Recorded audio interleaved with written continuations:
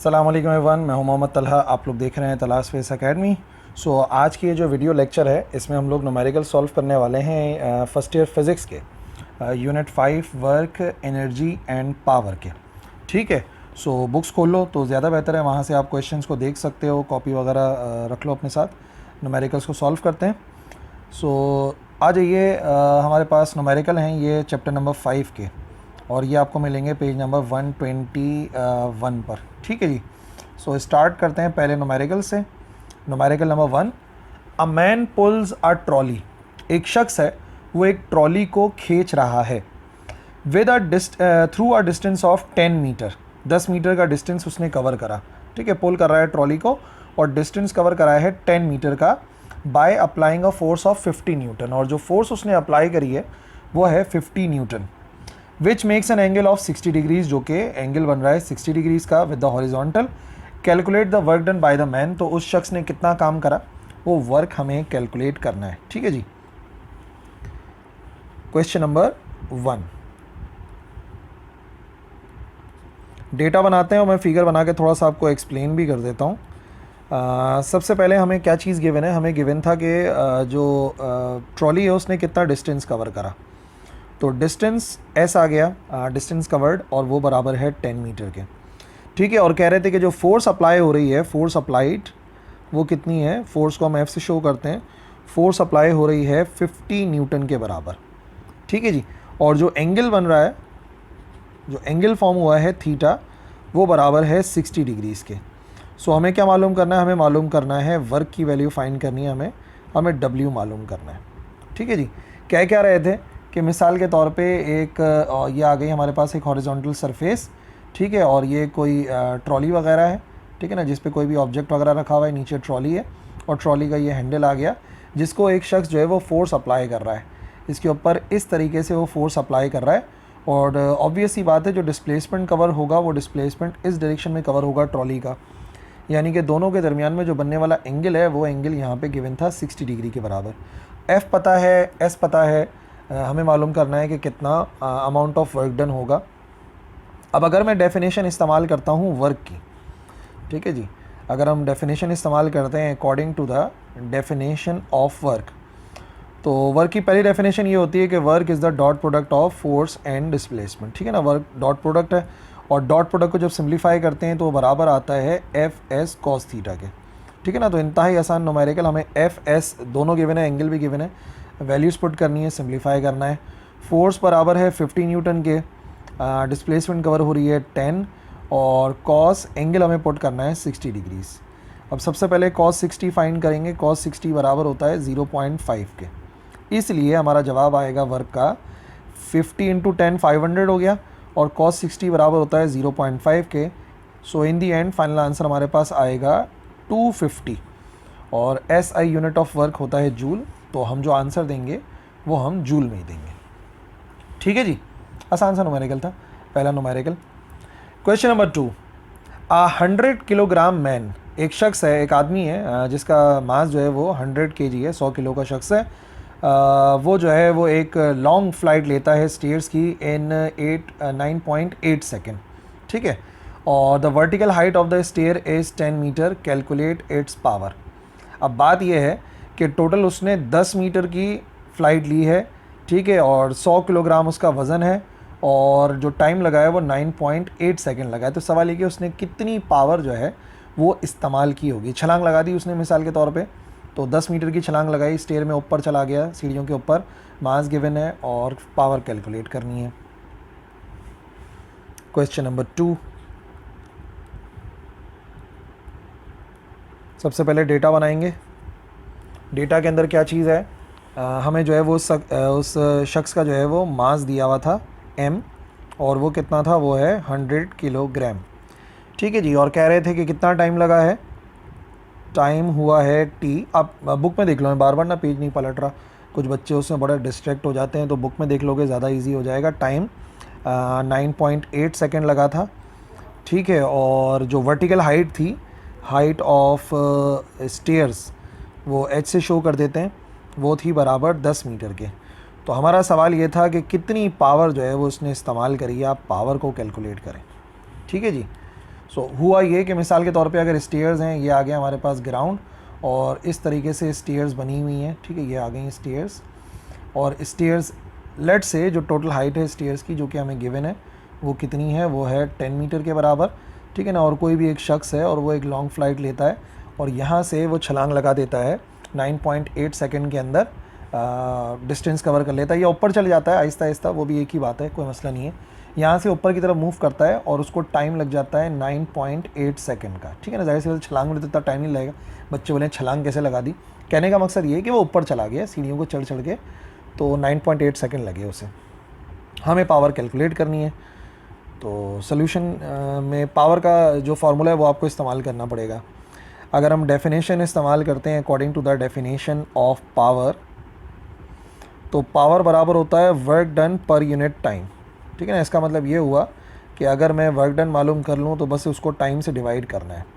अच्छा जी, अगर वर्क की डेफिनेशन इस्तेमाल करें तो वर्क आपको पता है बराबर होता है W बराबर होता है FS, ठीक है, F.S होता है, FS हो गया। देयरफॉर हमारे पास जो पावर का फार्मूला बनेगा वो आ जाएगा F/S/T। अब सवाल ये है कि उस शख्स ने फोर्स कितनी लगाई ऊपर की तरफ जाने के लिए, तो इस केस में इन दिस केस उस शख्स को फोर्स लगानी पड़ी होगी अपने वज़न के बराबर, ठीक है ना। जो फोर्स उसने अप्लाई करी होगी, यहाँ से इधर गया इधर गया इधर गया, तो फोर्स जो टोटल अप्लाई करी होगी वो वज़न के बराबर होगी, जो बराबर होगी mg के, ठीक है जी।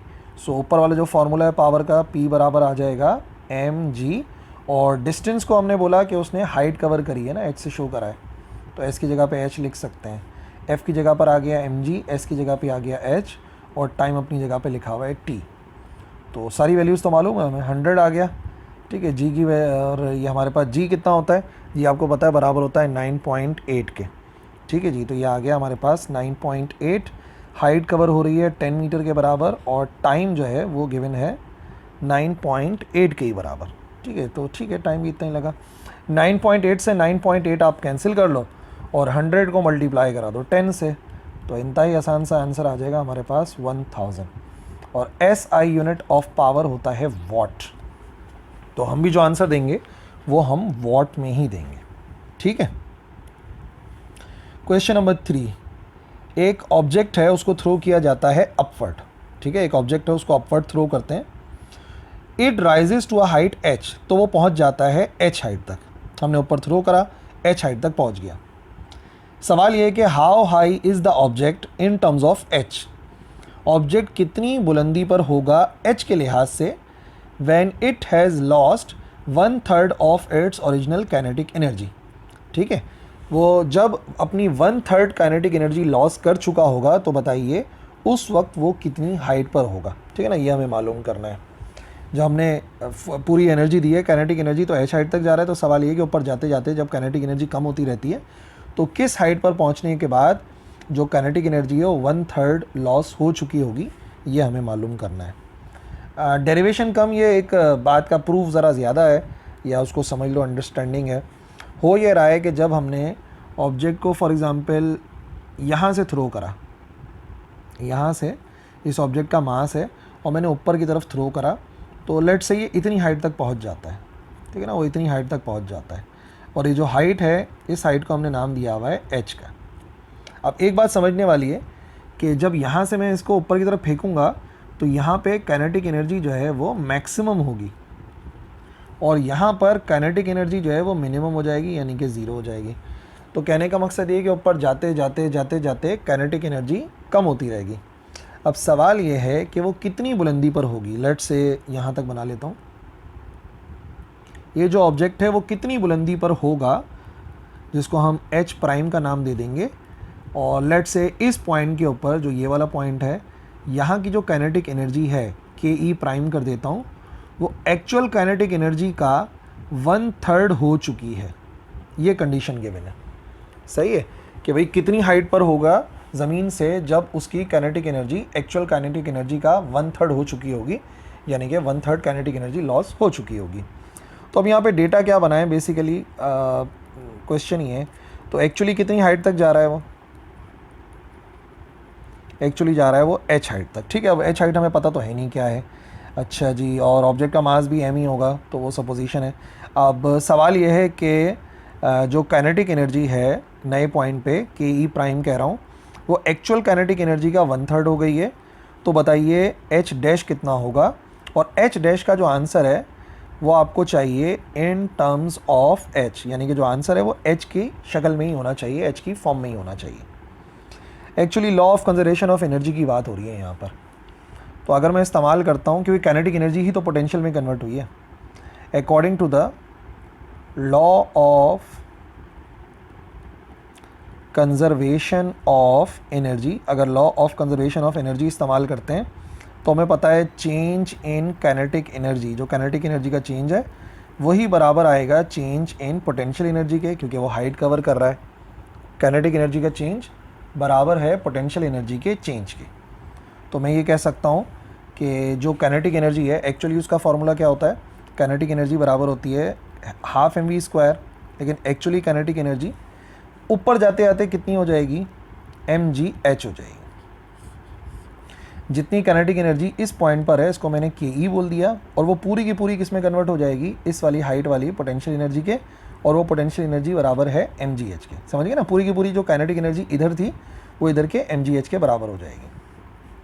अब यहाँ पे कंडीशन क्या गिवन है, कंडीशन ये गिवन है कि अगर वाकई काइनेटिक एनर्जी mgh के बराबर आ रही है तो फिर इस पॉइंट पे आगे कितनी हो जाएगी, यानी फिर बताइए, इसको कर देते हैं एट पॉइंट ए। जब वो पॉइंट ए पर पहुंचेगा तो जो काइनेटिक एनर्जी है उसको हम क्या लिखेंगे, फिर हम लिखेंगे जो काइनेटिक एनर्जी है के ई प्राइम वो बराबर हो जाएगी mgh प्राइम के। ठीक है ना भाई, जब काइनेटिक एनर्जी mgh के बराबर हो रही है, लेट से पॉइंट बी पर, ये जो आ रही है ये पॉइंट बी पर आ रही है, तो पॉइंट ए वाली जो यहाँ नीचे वाली है उसको हम बोल सकते हैं कि वो के ई डैश बराबर आ जाएगा mgh डैश के। अब K E dash according to the given condition वो बराबर है 1/3 of its original kinetic energy, बाकी mgh डैश अपनी जगह पे लिखा हुआ है। काइनेटिक एनर्जी यहाँ से देखो किसके बराबर है, के ई, सिर्फ के ई किसके बराबर है, सिर्फ के ई बराबर है mgh के, तो ये आ जाएगा mgh और यहाँ पर आ जाएगा mgh डैश। क्या क्या कैंसिल हो गया, mg से mg हो गया कैंसिल। इसका मतलब जो हाइट होगी पॉइंट बी वाली, पॉइंट ए वाली, वो एक्चुअल हाइट का 1/3 होगी, तभी काइनेटिक एनर्जी जो है वो 1/3 लॉस हो जाएगी। अब इसको इस तरीके से समझ लो कि जब मुकम्मल हाइट कवर हो जाएगी तो मुकम्मल काइनेटिक एनर्जी कन्वर्ट हो जाएगी, अगर हाफ हाइट कवर होगी तो हाफ काइनेटिक एनर्जी कन्वर्ट हो जाएगी, अगर ज़ीरो हाइट कवर होगी तो ज़ीरो काइनेटिक एनर्जी कन्वर्ट होगी। उसी लिहाज से अगर काइनेटिक एनर्जी 1/3 हो गई है तो इसका मतलब हाइट भी कितनी कवर हो गई होगी, 1/3 एक्चुअल हाइट के। ठीक है जी। क्वेश्चन नंबर 4, अ 70 किलोग्राम मैन, इस मरतबा एक 70 किलोग्राम का आदमी है और वो रन कर रहा है अप अ हिल, एक हिल के ऊपर जा रहा है, through a height of 3 metre in 2 second, 3 metre की बुलंदी पे चला गया एक उसके ऊपर, हिल के ऊपर, और 2 सेकेंड उसे लगे। तो पहला सवाल ये है कि how much work does he do against gravitational field, against में काम करना पड़ा उसे, तो कितना वर्क करना पड़ा होगा, वर्क हमें मालूम करना है अगेंस्ट द ग्रेविटेशनल फील्ड, और what is the average power output, और उसका जो एवरेज पावर आउटपुट होगा वो कितना होगा ये भी हमें मालूम करना है। ठीक है जी। क्वेश्चन नंबर 4 का डेटा बनाते हैं। पहले सबसे पहले मास गिवन था उस शख्स का, इस मरतबा जो मास है वो गिवन था बराबर 70 kg के। ठीक है। फिर हमें हाइट गिवन थी, जो पहाड़ी की हाइट है, हिल की हाइट है, वो बराबर है 3 मीटर के। ठीक है। और कितना टाइम लगा उसे, टाइम लगा था, टी से शो करेंगे, 2 सेकंड के बराबर। तो सवाल ये है कि कितना वर्क करा उसने अगेंस्ट ग्रेविटेशनल फील्ड, और फिर कितना पावर जो है वो आउटपुट होगा, कितनी पावर उसने इस्तेमाल की होगी एवरेज, ये भी हमें मालूम करनी है। तो मिसाल के तौर पे इस किस्म की कोई हिल के ऊपर चढ़ गया, ठीक है, और हिल की जो हाइट है वो हमने बता दिया 3 मीटर की है, और वो जो शख्स है उसे इधर से लेकर इधर तक जाने में जो टाइम लगा है, यहाँ तक पहुँचने में जो टाइम लगा है, वो टाइम कितना लग गया, वो लग गया आपको 2 सेकेंड। ठीक है ना, ये सीधा सीधा था। तो सवाल ये है कि कितना वर्क डन करा अगेंस्ट ग्रेविटी और कितना पावर आउटपुट था। सो अगर हम डेफिनेशन इस्तेमाल करते हैं वर्क की, according to the definition of work, तो वर्क की डेफिनेशन बनेगी W is equal to F dot S, और डॉट को रिमूव करते हैं तो W बराबर आ जाएगा FS कॉस थीटा। ठीक है जी। अब वर्क करा है अगेंस्ट ग्रेविटेशनल फील्ड, तो फोर्स कितनी लगानी पड़ी होगी? फोर्स लगानी पड़ी होगी वेट के बराबर, और वेट बराबर होता है mg के। ठीक है। और जो डिस्टेंस कवर करा है वो इन फॉर्म ऑफ हाइट किया है। देयरफॉर हमारा जो वर्क का आंसर बनेगा वो बनेगा mg। ठीक है। और यहाँ पर आ जाएगा h, और एंगल कितना हुआ? ग्रेविटी के अगेंस्ट पूछ रहे हैं जानबूझ के ना, तो ग्रेविटी डाउनवर्ड एक्ट करती है जो वेट है, और इसने वर्क डन ऊपर की तरफ करा है, तो इसका मतलब ये तो आ गया mg, s की जगह पे आ गया h, और एंगल बनेगा 180, अपोजिट डायरेक्शन में ना वर्क अगेंस्ट कर रहा है। सो मास है हमारे पास 70, g होता है 9.8, और हाइट कवर हुई है 3 मीटर, और cos 180 बराबर होता है किसके? cos 180 बराबर होता है -1 के।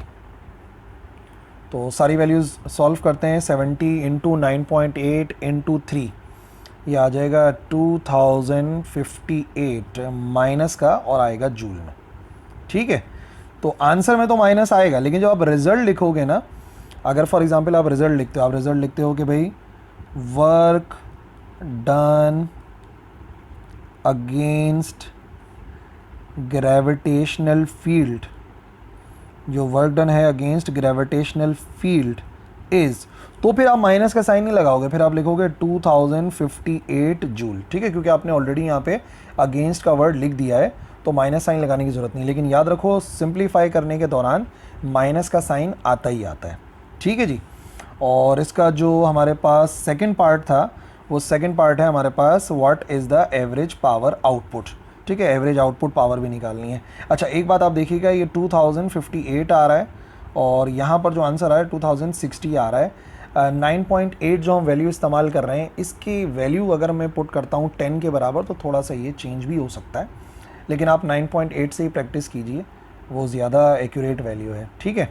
अब पावर को सॉल्व करेंगे तो पावर बराबर होता है वर्क डन पर यूनिट टाइम के। वर्क डन कितना था? वर्क डन आ गया 2058, और टाइम कितना लगा है? टाइम लगा था 2 सेकेंड। तो सिर्फ ये जो 2058 है, इसको डिवाइड कराएंगे 2 से, तो पावर आउटपुट आ जाएगा 1029 वॉट। ठीक है जी। सो ये आ गया हमारे पास पावर आउटपुट। ठीक है। और ये यहाँ पे 1030 इसी वैसे, क्योंकि उन्होंने 10 यूज़ करा होगा, हम 9.8 से सॉल्व कर रहे हैं, तो ये मैटर नहीं करता। 9.8 बेटर है, तो आप उसी को यूज़ किया करें। ठीक है जी। अब आइए क्वेश्चन नंबर 5 पे। एक न्यूट्रॉन है और वो ट्रैवल करता है डिस्टेंस 12 मीटर का। एक न्यूट्रॉन फासला तय कर रहा है 12 मीटर का, और इस दौरान जो वक्त लग रहा है, टाइम इंटरवल, वो है 3.6 10⁻⁻⁴ सेकेंड। ठीक है जी। Assuming its speed was constant, मान लेते हैं कि उसकी स्पीड सेम रही, तो मालूम कीजिए उसकी काइनेटिक एनर्जी। ठीक है ना जी। और यहाँ पे मास ऑफ न्यूट्रॉन दिया हुआ है, बट एक बड़ी अहम बात है, न्यूट्रॉन की बात हो रही है, एनर्जी के आंसर्स बहुत छोटे आते हैं, सो उनको बेहतर है कि आप इलेक्ट्रॉन वोल्ट में कन्वर्ट करें। तो हम उसको ना इलेक्ट्रॉन वोल्ट में कन्वर्ट करेंगे। ओके, लिखा हुआ नहीं है, लेकिन जब भी इतने छोटे होते हैं ना, एटॉमिक फिजिक्स के अंदर एनर्जी का अमाउंट बहुत कम होता है, तो हम जो है ना उसको कन्वर्ट कर लेते हैं इलेक्ट्रॉन वोल्ट में। Question number 5। अब पहले मास ऑफ इलेक्ट्रॉन ही लिख देता हूँ, मास ऑफ न्यूट्रॉन, सॉरी। सो अगर मास की बात की जाए, मास ऑफ न्यूट्रॉन, तो m से ही शो कर देते हैं, मास ही तो है। 1.7 10⁻⁻27 kg, यही था 1.7 10⁻⁻27 kg। ठीक है। इसी के साथ साथ टाइम दिया हुआ था कि कितनी देर में वो फासला तय कर रहा है, t 3.6 10⁻⁻⁴ सेकेंड। फासला तय किया था उसने, कुछ डिस्टेंस कवर किया था, एस से शो करेंगे, वो है 12 मीटर के बराबर। So we have to find the kinetic energy, हमें काइनेटिक एनर्जी मालूम करनी है। ठीक है जी। अब क्योंकि आपको कहा गया था कि आपने काइनेटिक एनर्जी मालूम करनी है, तो आपने पहले तो बिल्कुल सीधा सीधा काइनेटिक एनर्जी का फॉर्मूला लिखा according to the definition of kinetic energy, K.E लिख रहा हूँ। ठीक है। अब वैसे काइनेटिक एनर्जी का फार्मूला होता है kinetic energy is equal to 1/2 mv²। इसको इक्वेशन 1 कहना पड़ेगा क्योंकि एक बड़ी इंपॉर्टेंट चीज़ है जो अभी आपको नज़र नहीं आ रही और वो है इसकी स्पीड। अब स्पीड कैसे मालूम करें, तो डेफिनेशन ऑफ स्पीड इस्तेमाल करेंगे। v बराबर होता है s/t के, कितना डिस्टेंस कवर हुआ, कितने टाइम में हुआ। सो डिस्टेंस कितना है, डिस्टेंस है हमारे पास 12 और टाइम लगा हमारे पास 3.6 10⁻⁻⁴। ठीक है ना, वेलोसिटी आएगी, ये हो जाएगी बराबर 3.3 10⁻⁴ मीटर पर सेकेंड। अब जैसे ही स्पीड आ गई तो वैल्यू पुट करते हैं इक्वेशन 1 में। Equation 1 implies that kinetic energy बराबर आ गई 1/2 मास 1.7 10⁻⁻27 इंटू 3.3 10⁻⁴। ठीक है जी। इसको डायरेक्टली सॉल्व करो कैलकुलेटर के अंदर, तो काइनेटिक एनर्जी का आंसर आएगा हमारे पास हाफ इंटू दिस, ये आ जाएगा 9.25 10⁻⁻⁻19 जूल के बराबर। ठीक है जी। अब ये तो काइनेटिक एनर्जी का आंसर आ गया जूल में, जो कि आपको नज़र आ रहा है कि बहुत ही छोटा आंसर है। तो इसी वजह से मैं कह रहा हूँ कि जो भी छोटे छोटे आंसर्स होते हैं एटॉमिक फिज़िक्स के, उनको हमें कन्वर्ट करना पड़ता है इलेक्ट्रॉन वोल्ट में। और 1 इलेक्ट्रॉन वोल्ट बराबर होता है 1.6 10⁻⁻⁻19 जूल्स के। ये वैल्यू याद रखनी पड़ेगी, अदरवाइज़ आप कन्वर्ट नहीं कर सकते। तो ये जो पूरी वैल्यू है 9.25 10⁻⁻⁻19, ठीक है। और इसको डिवाइड करना पड़ेगा ना, इलेक्ट्रॉन वोल्ट में जाने के लिए डिवाइड करना पड़ेगा। आप देखें 1 इलेक्ट्रॉन वोल्ट बराबर है 1.6 एक्सपोनेंट-19। तो अगर इलेक्ट्रॉन वोल्ट में आपने कन्वर्ट करना है जूल को, तो जाहिर सी बात है ये इधर डिवीजन में आएगा इलेक्ट्रॉन वोल्ट के साथ। तो ये बनेगा 9.25 10⁻⁻⁻19 divide by 1.6 exponent minus nineteen. Exponent minus nineteen exponent minus nineteen cancel.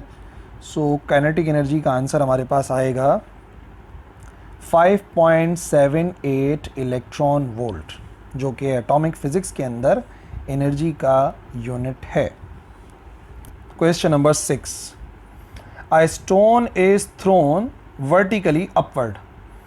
एक स्टोन है जिसे वर्टिकली ऊपर की तरफ फेंका गया है and can reach a height of 10 metre. वो 10 मीटर की हाइट तक पहुंच सकता है। ठीक है जी। Find the speed of stone, stone की स्पीड मालूम करें when it is just 2 metre above the ground. जब वो 2 मीटर अबव द ग्राउंड होगा उस वक्त मुझे मालूम करनी है उसकी स्पीड। ठीक है ना, कि वो स्पीड कितनी होगी। ठीक है, डेटा बनाते हैं। Question number 6। ठीक है जी। तो क्या था, हमारे पास एक स्टोन था जिसे हमने वर्टिकली ऊपर फेंका था। ये हमारे पास फॉर एग्जांपल कोई स्टोन है और इसका कोई भी मास है, इसको हमने ऊपर की तरफ फेंका और फॉर एग्जांपल वो यहाँ तक पहुँच गया m। और ये जो हाइट है, कितनी हाइट कवर करी इसने, हाइट हमें गिवन है और कितनी थी हाइट 2 मीटर 10 मीटर तक पहुँच गया। ठीक है, ये आ गया 10 मीटर। अब सवाल ये है कि उसकी स्पीड मालूम करें जब वो सिर्फ 2 मीटर ऊंचा था ग्राउंड से। ठीक है ना, पूरा ऊपर तक नहीं, ये बात तो आपको पता है ना, बिल्कुल ऊपर पहुंच गया तो यहाँ पे तो इसकी फाइनल स्पीड बराबर हो जाएगी 0 के। लेकिन हमें यहाँ का मालूम नहीं करना, यहाँ दरमियान में कभी कोई ऐसा टाइम आया होगा जब इसकी हाइट 10 मीटर के बजाय कितने मीटर थी, 2 मीटर। तो मुझे ये वाली हाइट के ऊपर इसकी स्पीड कितनी होगी, VF, ये एक्चुअली मुझे मालूम करना है। ठीक है ना, 2 VF इस वजह से हैं क्योंकि एक्चुअली देखा जाए तो ऊपर तक पहुंच सकता है। इसको VF प्राइम कर देता हूँ, इस वाले को VF प्राइम कर देता हूँ और ये वाला जो है ना VF हो जाएगा। यानी आप ऐसा समझ लो, पॉइंट A है ये वाला पॉइंट B है और ये पॉइंट C है। ये सब कुछ डेटा में था और मैं इधर लिख भी देता हूँ जो जो था हमें पता। सबसे पहली बात, मास वास नहीं पता, हाइट जो है वो 10 थी और हाइट जो है वो 2 थी। ठीक है, हमें पता है कि हाइट एट पॉइंट C के ऊपर हाइट को मैंने बोला, ये जो हाइट है इसको कर देते हैं h1 कर देते हैं। ठीक है, ये हो गया कितना, 10 मीटर के बराबर। और जो हमें जहाँ पे मालूम करनी है हाइट एट पॉइंट बी, इसको h2 कर देते हैं और वो बराबर है 2 मीटर के। ठीक है ना, h1 आ गया, h2 आ गया। और हमें जो मालूम करनी है, या एक तो हमें पता है ना, फाइनल स्पीड एट कहाँ पर, सी पर। सी पर फाइनल स्पीड को मैंने बोला वी से शो करते हैं और वो ज़ीरो हो जाएगी। और हमें जो मालूम करनी है फाइनल स्पीड, वो हमें मालूम करनी है एट पॉइंट बी। इसको मैंने बोला कि हम वी प्राइम का नाम दे देंगे। ठीक है जी। तो डेटा के अंदर अगर आपको सिंबल से कोई दिक्कत हो ना, तो आप अपनी मर्ज़ी से सिंबल का नाम दे सकते हैं। अब इशू ये है कि मुझे जब तक वी नहीं पता होगा ना, जब तक मुझे ये नहीं पता होगा कि यहाँ पे मैंने स्पीड कितनी दी है, तब तक मैं प्रॉब्लम को सॉल्व नहीं कर सकता। तो सबसे पहले तो मुझे वी मालूम करना पड़ेगा। और उसको कैसे मालूम करेंगे? According to the law of conservation of energy से, एनर्जी के कंजर्वेशन से पता करेंगे। क्योंकि जितनी काइनेटिक एनर्जी मैंने इधर दी है, वही काइनेटिक एनर्जी एक्चुअली कन्वर्ट हो गई होगी पोटेंशियल एनर्जी की। काइनेटिक एनर्जी जो पॉइंट ए की है, वही बन गई पोटेंशियल एनर्जी पॉइंट सी की। काइनेटिक एनर्जी बराबर होती है 1/2 mv², और यहाँ की वेलोसिटी को मैंने वी बोला है, और पोटेंशियल एनर्जी ऊपर की हो जाएगी, जो कि हो जाएगी mg, और सी की हाइट को नाम दिया है h1। ठीक है जी। तो यहाँ पे हम law of conservation of energy apply कर रहे हैं। अच्छा, m से m कैंसिल, स्टोन पे डिपेंड नहीं करता, तो वी का जो स्क्वायर है वो बराबर आ जाएगा 2gh1 के बराबर। और अगर हमें स्क्वायर ख़त्म करना है ना, तो हम क्या कर लेते हैं, taking square root on both sides, तो ये बन जाएगा वी के स्क्वायर का रूट, और यहाँ पर आ जाएगा √2gh1। इधर तो स्क्वायर से रूट कैंसिल होगा, वी कैलकुलेट कर लेते हैं 2 × g। ठीक है जी, आप 9.8 वाला इस्तेमाल कर लो। ठीक है, और हाइट कितनी है, हाइट है 10 के बराबर, 98 और 196। ठीक है ना, ये आ गया 196, और 196 का स्क्वायर रूट मालूम करेंगे तो ये बराबर आ जाएगा वी = 14 मीटर पर सेकेंड। यानी कि जो स्पीड हमने दी होगी इनिशियल, वो 14 मीटर पर सेकेंड होगी। ठीक है जी। अब ये जो 14 मीटर पर सेकेंड की स्पीड है, ये हमें वी पता लग गया। अब इस पॉइंट का वी मालूम करना तो कोई मुश्किल काम ही नहीं है। ठीक है, अब हम इस्तेमाल करेंगे यहाँ पर वी मालूम करना है, थर्ड इक्वेशन सही रहेगी, using third equation of motion. ठीक है, और ये हम कहाँ से कहाँ इस्तेमाल कर रहे हैं, ये हम मालूम कर रहे हैं ए से सिर्फ पॉइंट बी वाला। तो थर्ड इक्वेशन होती है 2as बराबर होता है वी का स्क्वायर माइनस वी का स्क्वायर। बस थोड़ा बहुत चेंजेस लिखने पड़ेंगे। आप देखिए, जो पॉइंट बी है उसकी फाइनल स्पीड को मैंने वी प्राइम बोला है, तो इसको वी प्राइम बोलेंगे। वी प्राइम का आपको करना पड़ेगा स्क्वायर, और वी का स्क्वायर तो ऑलरेडी लिखा हुआ है। 2 ऊपर की तरफ, वैल्यू ऊपर की तरफ थ्रो कर रहे हैं, तो ए की जगह पे माइनस का जी आएगा। ठीक है, और हाइट क्या बोली हमने पॉइंट बी तक की, पॉइंट बी तक की जो हाइट है 2 मीटर वाली, इसको मैंने h2 का नाम दिया था, तो यहाँ पे मैं लिख दूँगा h2। वैल्यूज़ पुट करते हैं, 2 माइनस आ गया, 9.8 आ गया, और h2 बराबर है 2 के, = वी प्राइम का स्क्वायर मालूम करना चाह रहे हैं, और वी आया था 14 का स्क्वायर। ठीक है जी, ये वैल्यूज़ पुट करनी पड़ेंगी। 14 का स्क्वायर वही आ गया वी प्राइम का स्क्वायर माइनस का 196, और 2 × 9.8 × 2, ये आ गया माइनस का 39.2। सो माइनस 39.2, और ये हो जाएगा प्लस का 196। यहाँ पे लिखा हुआ है वी प्राइम का स्क्वायर। सो वी प्राइम का स्क्वायर = 196 में से 39.2 माइनस कर दो, ये आ जाएगा 156.8। ये वी प्राइम का स्क्वायर है, और मुझे सिर्फ वी प्राइम की वैल्यू चाहिए, तो taking square root on both sides, दोनों तरफ स्क्वायर रूट लिया, तो ये हो गया वी प्राइम का स्क्वायर और रूट, और यहाँ पर आ गया 156.8 का स्क्वायर रूट। ठीक है, हम क्या करेंगे, 156.8 का स्क्वायर रूट मालूम करेंगे, और यहाँ पर स्क्वायर से root cancel. So V prime जो कि पॉइंट बी पे स्पीड है 2 मीटर वाली, ये आ जाएगा 12.5 मीटर्स पर सेकेंड। ये हो गया हमारा आंसर। और फाइनल स्पीड जो कि हमें मालूम करनी थी ठीक है भाई। सो डेसिमल की वैल्यूज़ का ही डिफरेंस है, 12.9 और 12.5 समथिंग हमारा आंसर आ रहा है। मैं इस वजह से आपको 9.8 से सॉल्व करवा रहा हूँ, बुक से हो सकता है थोड़ा बहुत पॉइंट आगे पीछे होता रहे, वो मैटर नहीं करता, लेकिन इन दी एंड जब आपने पेपर देना है तो आपने 9.8 से ही प्रैक्टिस करनी है अभी से ही, ठीक है ना। कुछ न्यूमेरिकल होंगे उनको 10 से करा भी देंगे, लेकिन मेजॉरिटी जो है आप प्रैक्टिस करें 9.8 से, ठीक है नहीं। तो आज के जो हमारे न्यूमेरिकल थे जो सॉल्व करने थे वो यही 6 न्यूमेरिकल थे। आई होप समझ में आ गए। अगर आपने बाकी के न्यूमेरिकल देखने हैं तो उसके लिए नेक्स्ट पार्ट अवेलेबल होगा, तो आप उसे जाके देख सकते हैं। और इसमें कोई कन्फ्यूजन है तो बिल्कुल लिखना कमेंट सेक्शन में, मैं इंशाल्लाह रिप्लाई करूँगा। And that's all for this video. अल्लाह हाफिज़।